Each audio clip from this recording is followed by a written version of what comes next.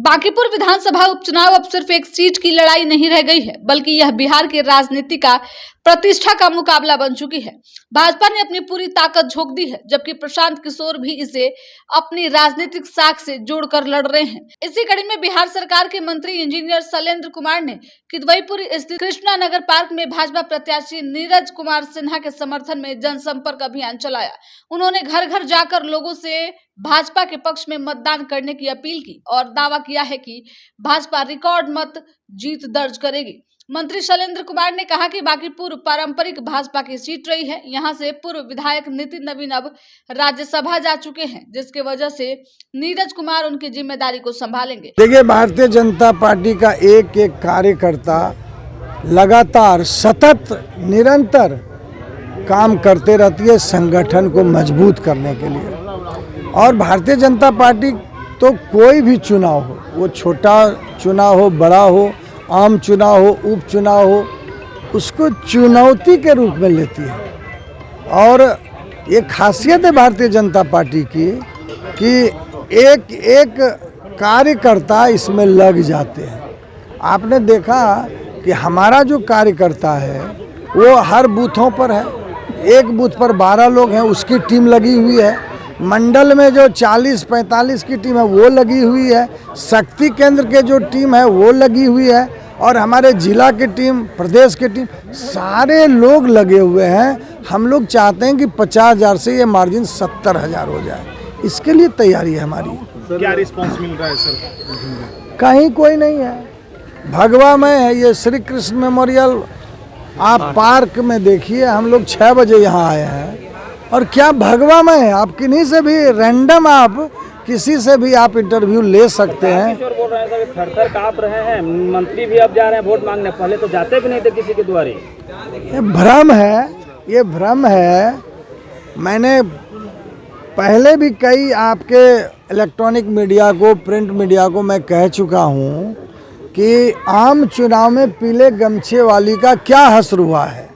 और अभी जो है हमारा पार्टी जो है, यानी हमारी एनडीए ने एक साधारण कार्यकर्ता से को बांकीपुर में खड़ा किया। मंडल अध्यक्ष है, साधारण कार्यकर्ता है।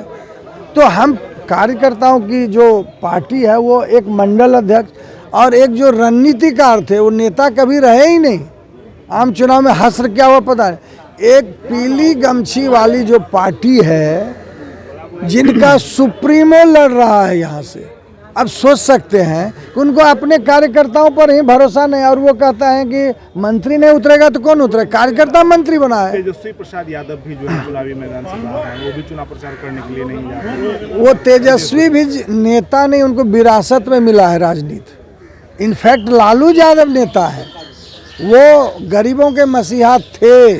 अगर कुछ गलत कार्य नहीं किए होते, जंगल राज नहीं लाए होते, तो शायद आज हम लोग को मौका नहीं मिलता। लेकिन तेजस्वी यादव तो, हम लोग बर्थडे मनाते हैं अपना।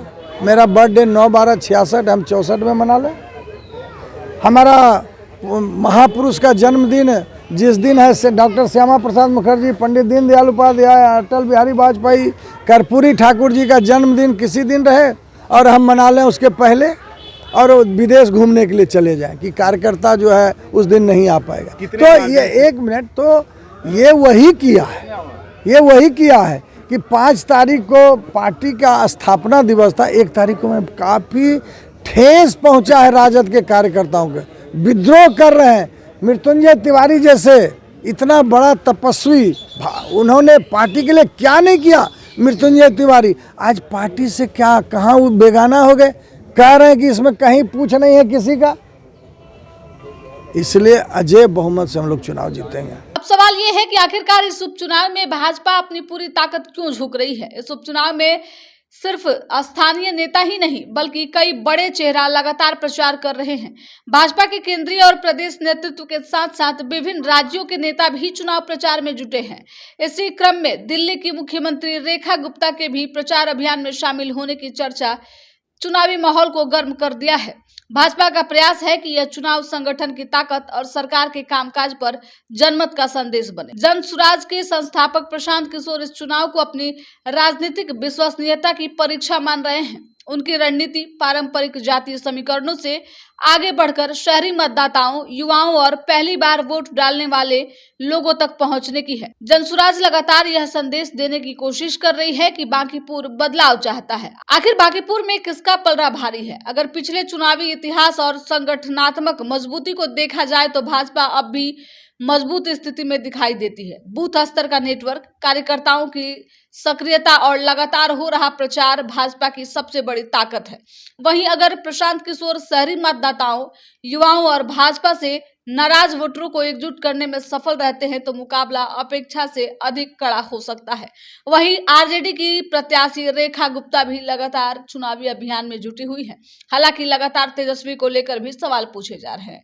इस उपचुनाव में सबसे बड़ा सवाल यही है, क्या भाजपा अपने पारंपरिक गढ़ को रिकॉर्ड मतों से बचा पाएगी जैसे उनके नेता दावा कर रहे हैं, या फिर प्रशांत किशोर बांकीपुर में ऐसा राजनीतिक संदेश देंगे जो बिहार की आगामी राजनीतिक दिशा को बदल सकता है। फिलहाल चुनाव प्रचार अपने चरम पर है। भाजपा पूरी ताकत के साथ मैदान में है, जबकि प्रशांत किशोर भी कोई कसर छोड़ने के लिए तैयार नहीं है।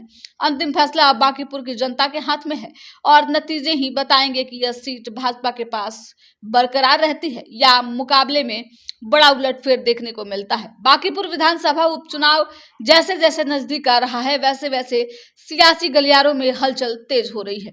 एक तरफ नितिन नवीन की छोड़ी सीट को लेकर भाजपा किसी भी कसर को छोड़ने के लिए तैयार नहीं है, 40 स्टार प्रचारक उतार रही है, तो वहीं प्रशांत किशोर भी लगातार बांकीपुर की खाक छान रहे हैं। अब देखना होगा आखिरकार ये मुकाबला कौन जीत पाता है। क्या बीजेपी यहाँ अपनी पारंपरिक सीट को बचा पाएगी या फिर प्रशांत किशोर बड़ा उलटफेर करेंगे, या फिर यहां से अपने एमवाई समीकरण के साथ रेखा गुप्ता बाजी मारेंगे? आपको क्या लगता है बांकीपुर विधानसभा उपचुनाव इस बार कौन फतेह करेगा? प्रतिक्रिया कमेंट बॉक्स में जरूर दीजिएगा।